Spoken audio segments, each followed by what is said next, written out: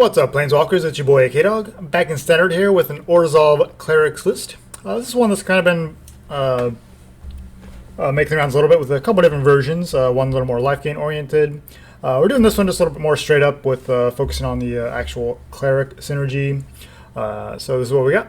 Force Speaker of the Heavens, just a powerful one-drop here, a Vigilance lifelink, 1/1, and once we have 7 more life than our starting life total, we get to tap it to make 4/4 Angel Creature tokens. So we don't even need to lean too heavily into the lifelink to life gain to actually get up to 27 life.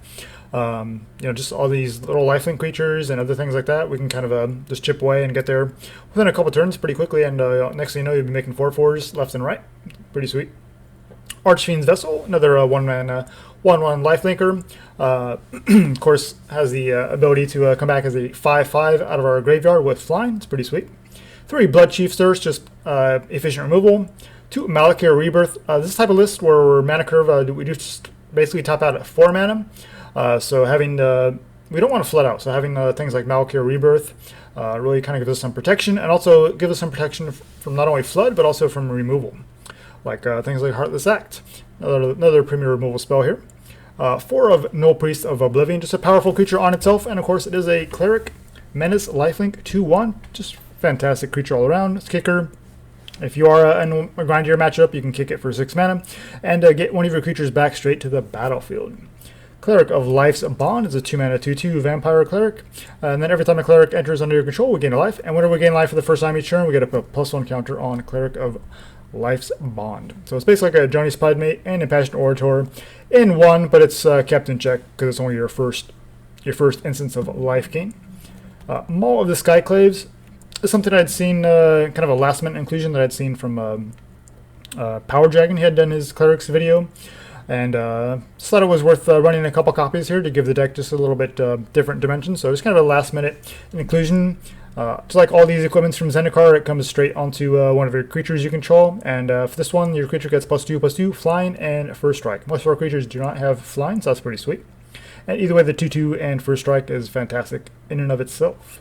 Call of the Death Tower, of course, works really well with the Archfiend's Vessel, and just in general, we have lots of 1, 2, and 3 drops we can get back with this, so just give us some more resiliency to go with our Malakir Rebirth. A couple of Taborax, Hope's Demise. Looks really good on paper, but it doesn't usually play out as well as we like, but still a pretty solid option here. But just the 2 copies. 3 mana 2/2 legendary. Flying, of course. Whenever a non-token creature you control dies, we get a + encounter on Taborax. If it has 5 or more, it has lifelink. That's probably never going to happen, but maybe. And whenever a creature you control dies that's a Cleric, you also get to draw a card and lose 1 life. So kind of like a Midnight Reaper for Clerics.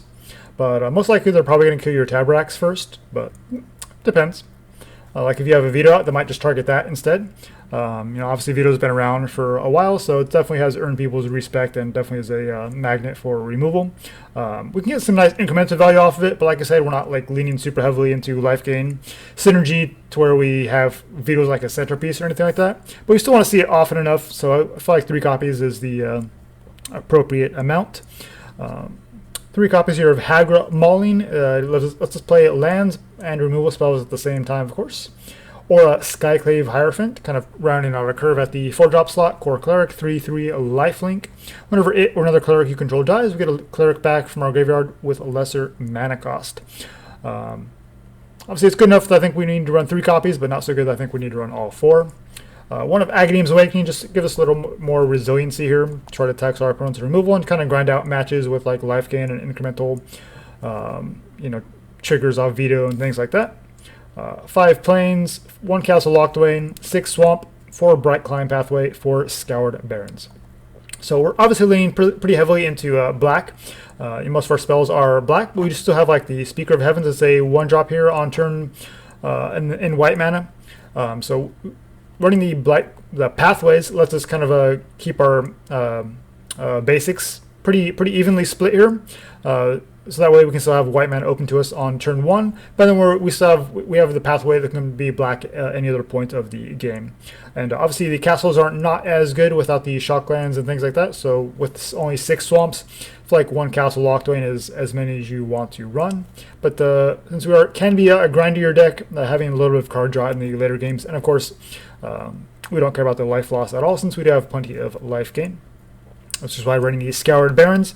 Obviously mill and rogues are pretty prevalent in the format, and so the temples are not nearly as good as they used to be. So rather than wasting Scribe that's just going to get milled away anyway, well, let's gain some life, and we can kind of get some triggers off of that with Vito or the Cleric of Lifespawn. So that's why we're running these Scoured Barrens here. Sideboard, we got 2 Giant Killers, can help out with like mono green matchups, and any other deck that's maybe running bigger creatures. Still need some Graveyard Hate, so 2 Soulguide Lantern, 3 Disenchants for Artifact and Enchantment Hate, Shrines, Embercleaves, whatever, 3 Agonizing Remorse for the control matchups, 2 Banishing Lights for some exile removal, 1 of Necromentia if it's a more linear strategy and there's a particular card you need to get rid of, and 2 Soul Shatters, kind of gets us around any Hexproof, Indestructible, things like that, or just cheap removal if your opponent's running bigger threats. That's the deck. Jump into some matches. Alright, begin some mocks.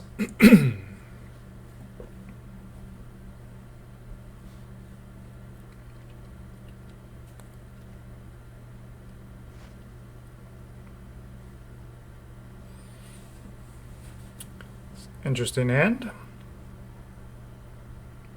It's a little slow, but we do have removal. So I guess we can give it a try. So I have to go Malakir into Castle into Plains. So we have the Bloodchief first open if our opponent's running creatures. And we'll be able to play Vito on curve, at least.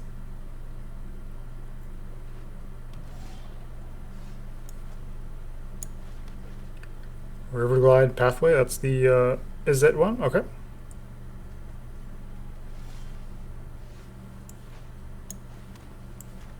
I discarded a Lotus Cobra and they kept a 1-land hand.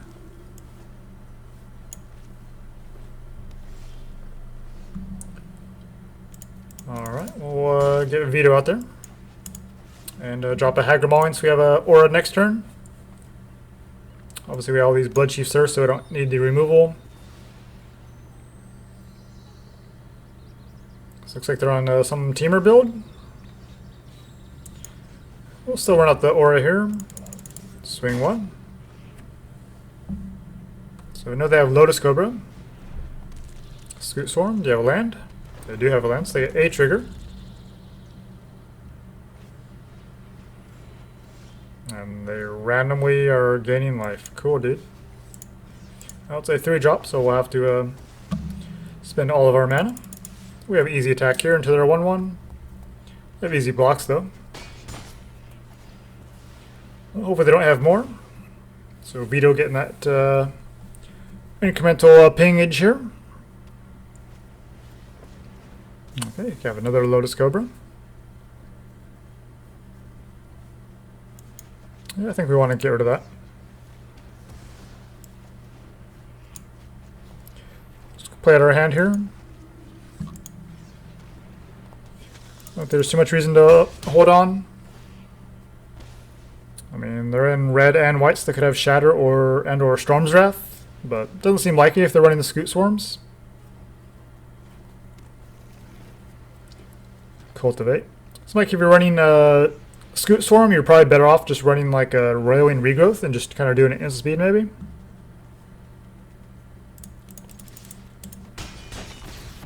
Putting it down to 4. If they just tap out. Oh no, we kill them with Vito. Oh yeah. You can see I don't play with Vito much. Okay, they're some kind of a Teamer build.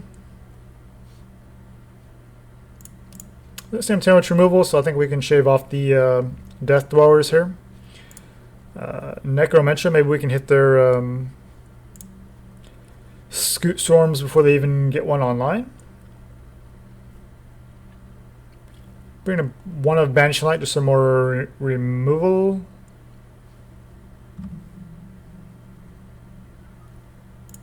And we'll just run it like that.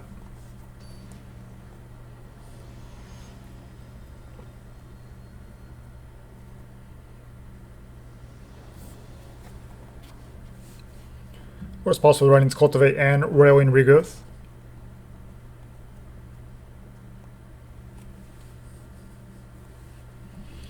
That's about regrowth with those landfall dealios is that you get the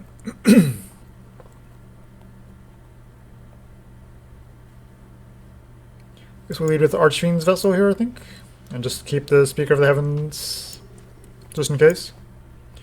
They have like a spike, whatever. Oh yeah, Roaring Regrowth, of course, is instant speed, and it puts 2 lands straight onto the battlefield. Crab's annoying, but they did not block. Okay, we were just trying to gain some life there. Well, if we knew they were milling, then obviously we could keep the Call of the Death Door, maybe, but... Alright, opponent with annoying deck. Do we care about Rune Crab? Not really.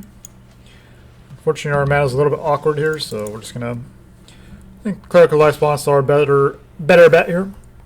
The next turn we have Speaker plus Heartless Act.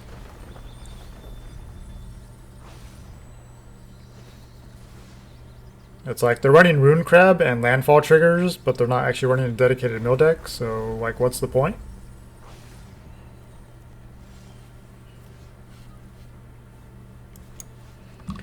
You just want to get as many creatures down as we can. They're going to have to block here at some point. Yeah, I don't know why you didn't do that earlier. Let's leave open the Heartless Act.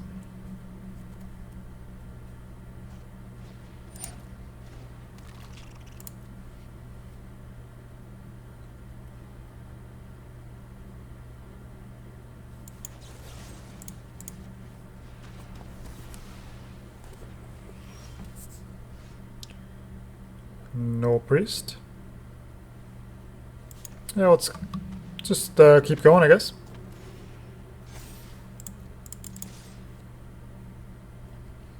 Well, Nullpriest here, and then next turn, Maul the Skyclaves. So they do sacrifice their crab finally. Like it's just kind of there. Your crabs aren't really doing anything unless you're playing a dedicated mill deck, or you have some other way to take advantage of that. Now we have Orah next turn if we even need it. Okay, you're just playing a John Washington.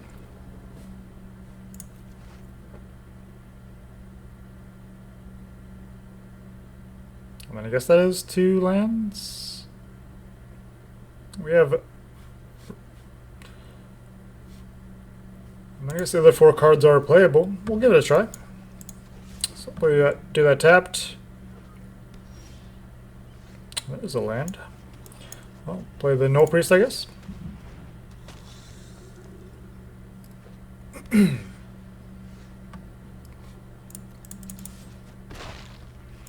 Go ahead and pay the life. And Archfiends plus Nullpriest. Let's try to go wide here. Hope they don't have Shadow of the Sky. 3 planes and do nothing. Don't understand. My brain does not compute. We're going to keep adding to the board if they have Shatter. I mean, we're dead anyway, so...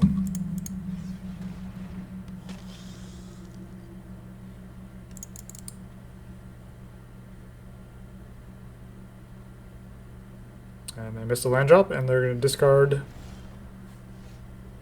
Chainweb Arachnir. If we had a land, would this game be over? Oh, they pack it in anyway. Okay, so they were missing a color there. So we know they're in Selesnya. But beyond that, don't really know too much. So Selesnya doesn't usually have target removal, so we'll bring the Banishing Lights. And let's try like that.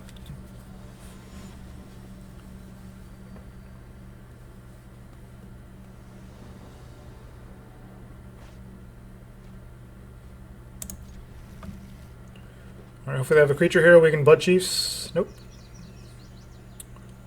We have the Cleric on 2, and then we have Banishing or Maul on 3. Or Vito.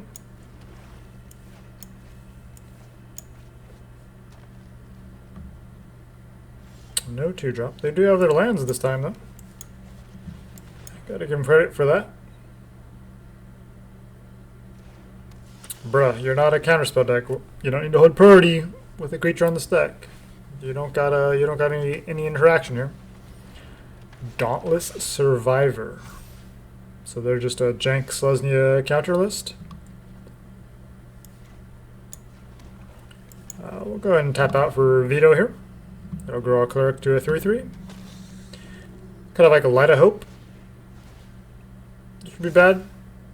Or some other way to pump up their Survivor here.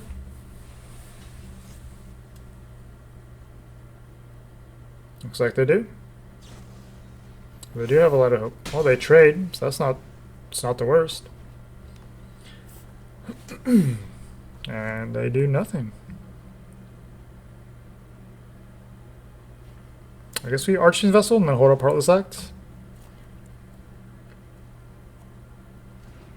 Dude. You gonna counter my stuff in Selesnya? You can let it resolve and then figure out what you want to do. Alright, hopefully they play something we can Heartless Act here. And next turn, Maul the Skyclaves.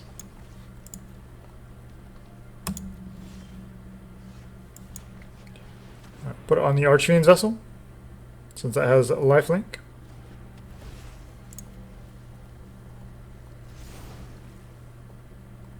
You're going to flash something in here. No idea what our opponent is up to.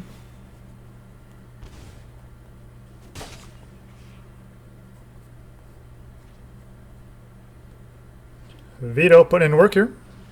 Okay, finally have another Dauntless Survivor. No idea what they're holding in hand. They're not playing anything. This is just more combat tricks, I guess. Must be.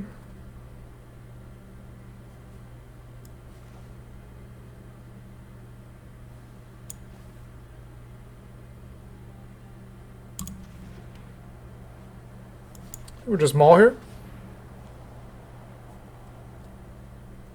On the Archfiend's Vessel, and then just get that sweet Vito value.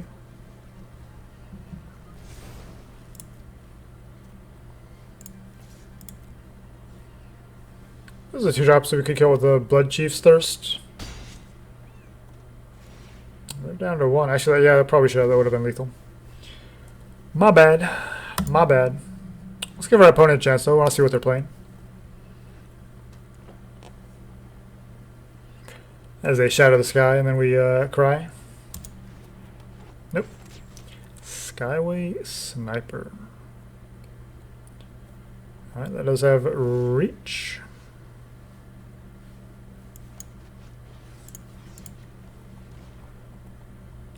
Alright, Bloodchief's Thirst.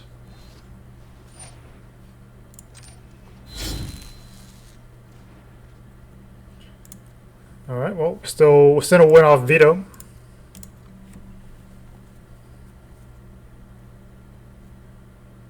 Yeah, you can block it, doesn't die, but you still gain the life, and then Vito kills you. Sweet. Sometimes we could have played that a little bit better, but our opponent wasn't really doing too much there. It was kind of a janky Selesnya list. Could have obviously even fired off the Heartless Act in response to the Heroic, but just kind of whatever. Alright, up against Monty.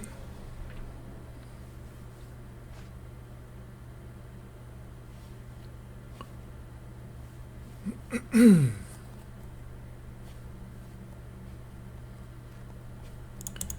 mulligan a 1-lander.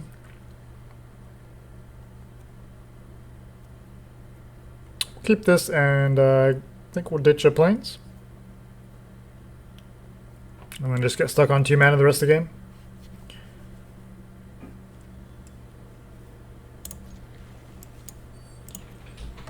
Still probably worth it though. Gotta try. We do have a kill spell as well, so that'll at least buy us time if we do miss out on land drops for a couple turns. We have a 1 and a 2 drop either way, so we're okay with this hand.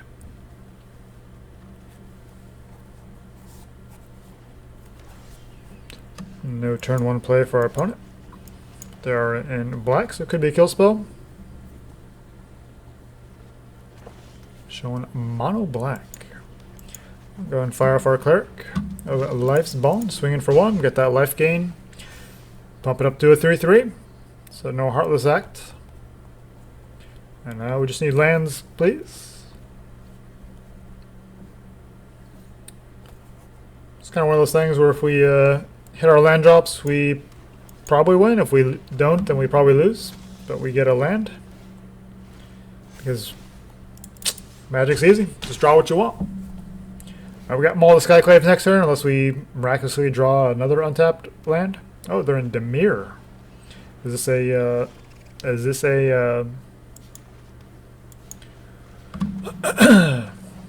Dimir Mill? Pretty easy attacks here. No kill spells. I'm not really sure what they got going on with the open black manas, and they kept the hand. Unless they have a way to deal with our board, yeah, they die to the life gain, even if they have more creatures to block with. Bloodchief Source hits the crab pretty easily. Kind of tempting to run it instant speed with the Heartless Axe, but I think I'd rather just kind of hit their hand, try to find some removal, or maybe they'll help counter magics. Without really knowing what else they're doing, as far as these, I think we're running Ashioks.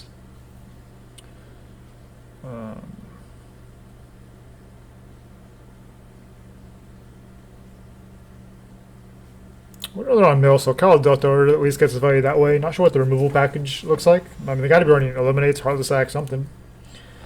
Hagra Mauling, Bloodchiefs. So many good removals in black. Hand's a little wonky, but I think we'll still keep it. Give it a try. I think with the Call of Death to open hand, we almost kind of want them to have the crab here and just start milling us so we can get some Call of Death to our value. But either way, we have the speaker on 1 and then Taborax on 3, and we kind of figure it out from there. 4 lands is pretty sweet though, so we have we can play everything we draw. Another speaker, so we can still play the Scoured Barrens and speaker next turn.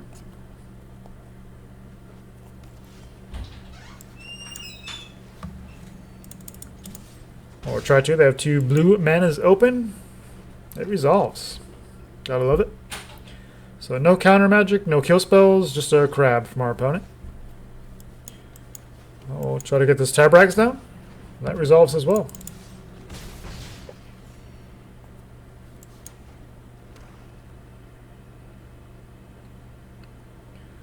So I guess our opponent has just been keeping some sketchy hands. We can be pretty aggressive in a lot of matchups. Obviously 1/1s aren't super impressive, but now we have a good old Taborax. But obviously Cleric of Life's Bond, Vito, things like that are kind of what we really are leaning heavily on to produce the most damage. But Serrated Scorpion. Probably want to fire this off just to get that off the board. They're going to gain 2, we're going to lose 2, but we don't really care too much. Gonna gain some life back. Not quite into activating speaker, but we're getting pretty close. And once we do get there, making 2 4/4s per turn. See, Taborax is just a huge target for removal. It doesn't really matter. You can save the pathway just in case, but we have pretty nice distribution of mana at this point. 1 life away from speaker value thanks to that Serrated Scorpion slowing us down. But let's have answer for these speakers. I'm pretty sure we just win this one. Even if they leave one of them alive, I think we're still in a good spot. Especially now with Vito. Discordant Piper. Well, we drew a Scoured Barrens. That's pretty amazing. We don't even have to attack in, really. Go ahead and bring Taborax back. Let's attack Vito, I think. They have a pretty easy block, but they can't kill our Vito. And then now we have double activation. Obviously, they're in black, so they could bring an Extinction Event. But we have Vito Taborax on odd. And Speaker, of course, is a 1-drop as well, so they do not have good options here. Wingspan Mentor, okay. Well, now they can block our Taborax or our 4/4s. They're pretty close to just dead here, though.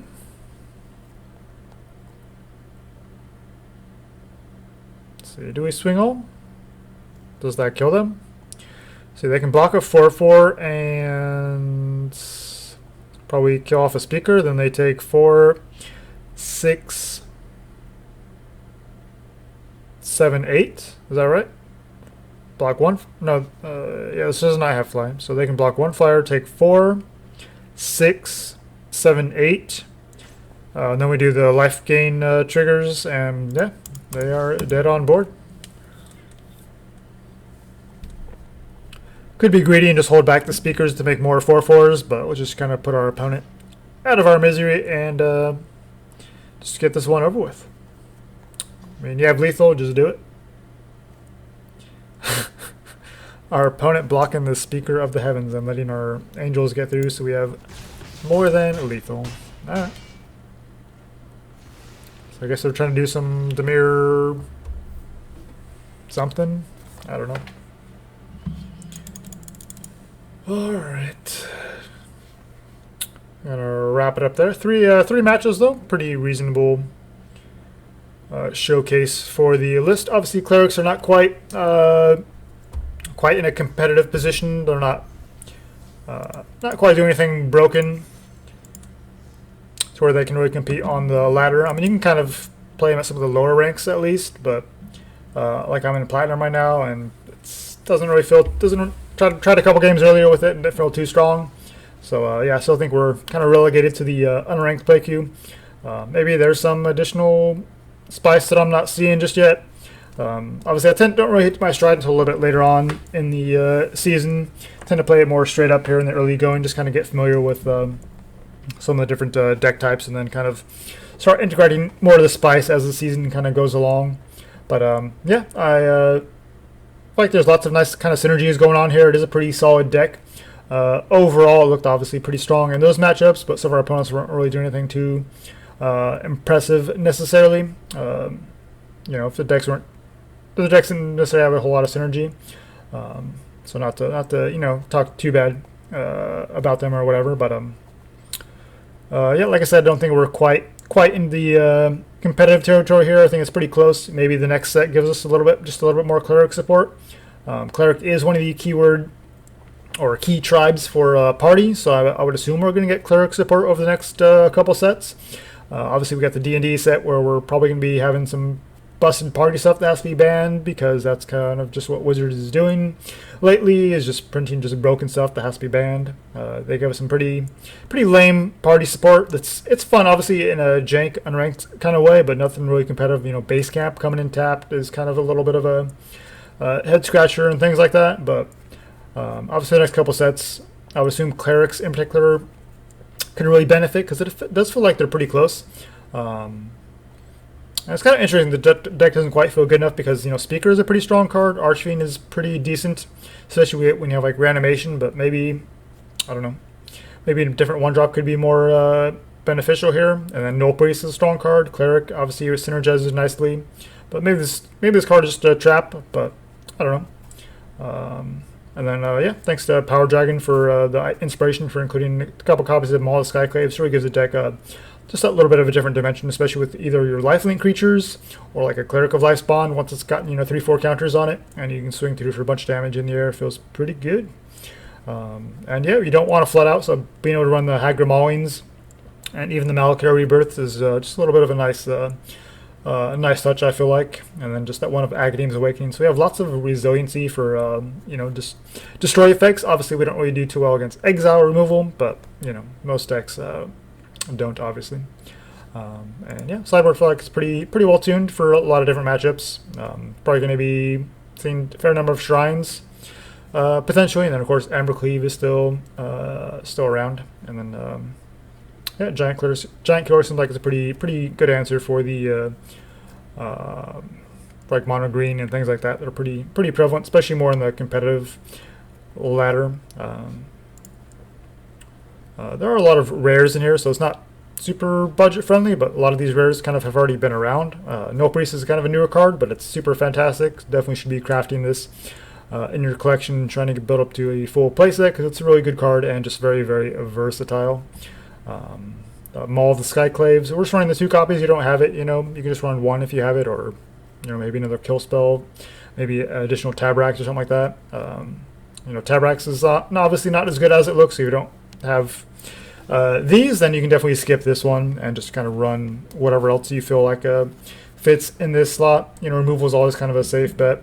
Maybe you have some other clerics you could be running. There's definitely lots of options. Like there's that 2-drop one that puts counters on things at the beginning of combat or whatever. I finally just got my first one of those. So that's part of the reason I'm not running it. Also, I don't necessarily love the synergy. I think the Nullpriest and Cleric of Lifespawn are just better. And then I also rather run a little bit more removal, since our creatures aren't really super impressive on their own. They really rely on synergy to actually get value. I think having a lot of removal is pretty key. All right, guys, thanks for watching. Until next time, make sure you jank with purpose.